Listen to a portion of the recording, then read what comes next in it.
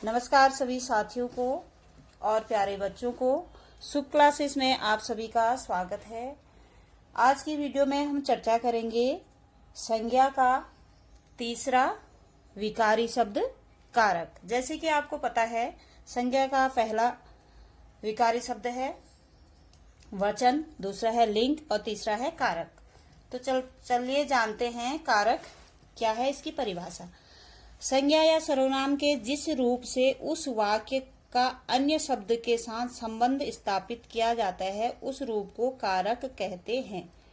अर्थात संज्ञा या सर्वनाम के जिस रूप से, वो संज्ञा भी हो सकता है और सर्वनाम भी हो सकता है, उसके जिस रूप से कोई वाक्य और कोई शब्द के बीच में संबंध स्थापित होता है, अर्थात दो शब्दों को जोड़ने वाला संज्ञा या सर्वनाम शब्द या दो वाक्यों को जोड़ने वाला, जोड़ना मतलब उनके बीच में संबंध स्थापित करता है, वह शब्द क्या कहलाया जाएगा? कारक। जैसे श्री कृष्ण ने कंस को मारा, इस वाक्य में ने और को क्या है? एक कारक है।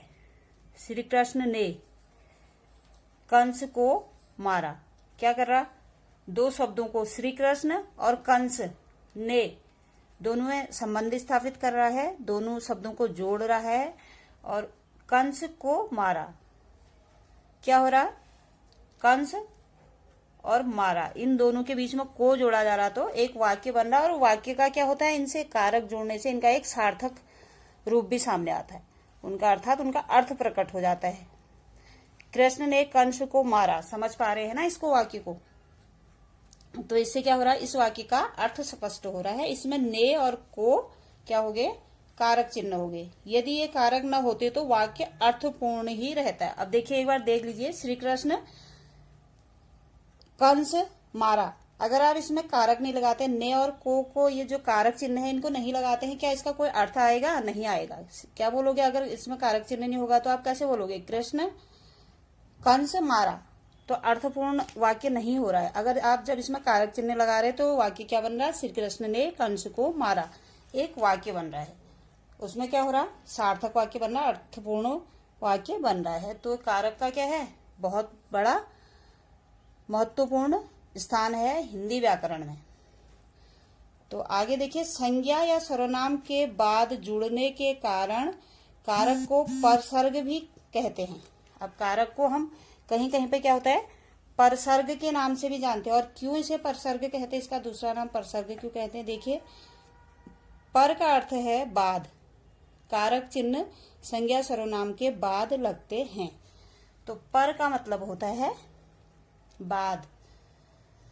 तो इसको हम परसर्ग भी क्यों कहते हैं? ये क्योंकि संज्ञा और सर्वनाम के बाद में जुड़ता है। जैसे अभी आपको वाक्य बताया था, श्री कृष्ण क्या है? एक संज्ञा है, नाम है ना, नाम को संज्ञा बोलते हैं। ने क्या हो गया? कारक चिन्ह हो गया। उसके बाद लगाना श्री कृष्ण ने। और कंस क्या है? एक संज्ञा है। को क्या है? कारक चिन्ह है। कंस को संज्ञा शब्द के बाद लगा, तो इसलिए इसको हम क्या बोलते हैं? परसर्ग भी बोलते हैं। अब देखिए, आगे देखते हैं कारक के भेद। इसको अलग अलग प्रकार से विभाजित किया जाता है इसके चिन्हों के आधार पर। जो कारक चिन्ह होते हैं ये अलग अलग होते हैं, इनकी पहचान के वजह से इसको अलग अलग रूपों में विभाजित किया गया है। कौन कौन से भेद हैं? देखिए, हिंदी में कारक के निम्नलिखित 8 भेद होते हैं। कौन कौन से होते हैं? कर्ता कारक, करण कारक, अपादान कारक, अधिकरण कारक, कर्म कारक, सपादान कारक, संबंध कारक और संबोधन कारक। अब अभी इनके 8 नाम आपको बता दिए गए हैं। अगली वीडियो में एक एक करके सभी जो कारक के भेद हैं इनके चिन्हों के साथ समझाऊंगी। आगे की वीडियो में बने रहने के लिए चैनल को सब्सक्राइब कीजिए, वीडियो को लाइक कीजिए एंड शेयर कीजिए। धन्यवाद।